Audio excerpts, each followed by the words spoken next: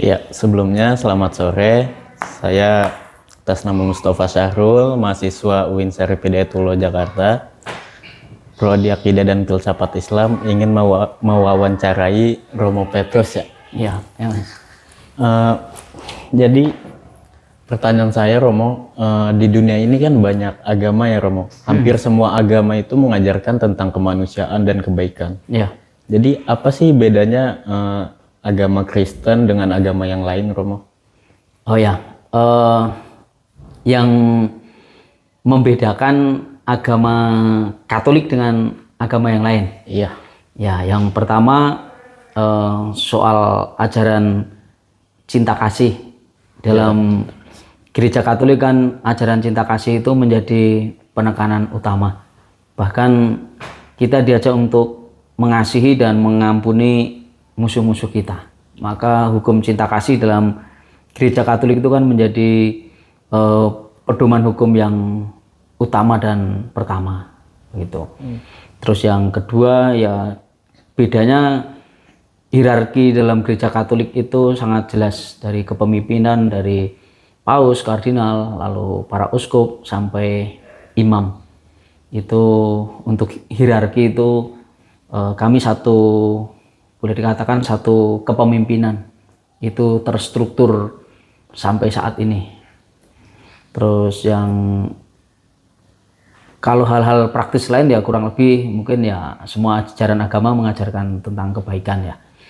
Ya kebaikan dan juga untuk saling ya mendukung satu sama lain. Hanya dari Gereja Katolik saya kira yang menjadi kekhasan bahwa Gereja Katolik itu ya satu, kudus, Katolik, dan apostolik. Artinya Gereja Katolik itu ya satu. Kalau begitu bedanya antara Katolik dan Protestan itu apa, Romo? Nah, kalau bedanya Katolik dengan Protestan, kalau Katolik itu secara kasat mata yang kelihatan, kalau Gereja Katolik itu ada simbol salib. Salibnya ada korpusnya, ada patung, ada korpus Yesus. Sementara kalau Kristen itu ya salibnya kosongan, hanya palang saja.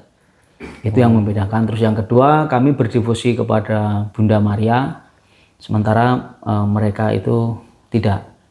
Dan mereka juga sektenya kan banyak ya, alirannya.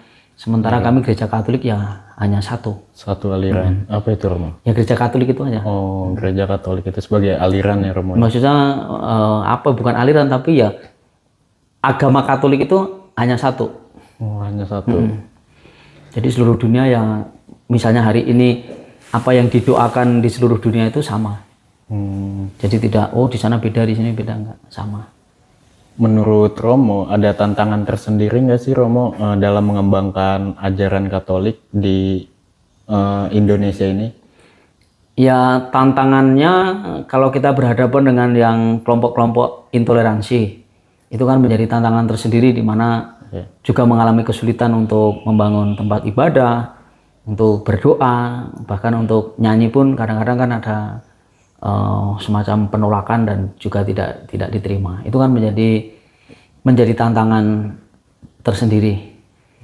Kalau yang tantangan internal saat ini ya ketika kita berhadapan dengan ya anak-anak yang memiliki aliran Kristen progresif ya. Jadi mereka tidak butuh gereja, tidak butuh tempat beribadah. Mereka menekankan yang penting hidup baik. Nah itu kan juga mulai terjadi nih di tengah-tengah masyarakat, tengah anak-anak kita ada beberapa yang mengikuti aliran seperti itu. Jadi dia nggak mau ke gereja, tapi yang penting hidupnya baik, nggak pernah nyakitin orang, nggak pernah berulah dan sebagainya. Yang penting pokoknya saya hidup baik. Mungkin seperti ajaran sekularisme ya, Romo ya. Jadi agama itu tidak menjadi yang pertama. Iya. Gitu. Tapi ada nggak sih harapan Romo tentang kalau kita lihat kan presiden di Indonesia ini dari dulu itu selalu orang Islam gitu. Ada nggak sih harapan Romo suatu saat itu presiden di Indonesia dari orang Katolik? Iya. Kalau secara pribadi sih saya tidak berharap presidennya itu dari Katolik atau dari mana.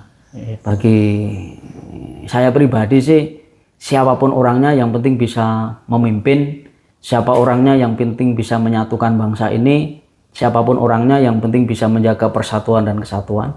siapapun orangnya, yang penting bisa membawa kesejahteraan, kedamaian dan juga keamanan seluruh masyarakat. Nggak masalah dari agama manapun ya, Ya, Romo, ya. saya mau nggak pernah mempermasalahkan presiden di Indonesia ini agamanya apa, beragama atau tidak. Ya, pokoknya kami tidak pernah berharap dari gereja Katolik agamanya apa. Mungkin sekian sih wawancara dari saya, Romo. Terima kasih banyak atas waktunya.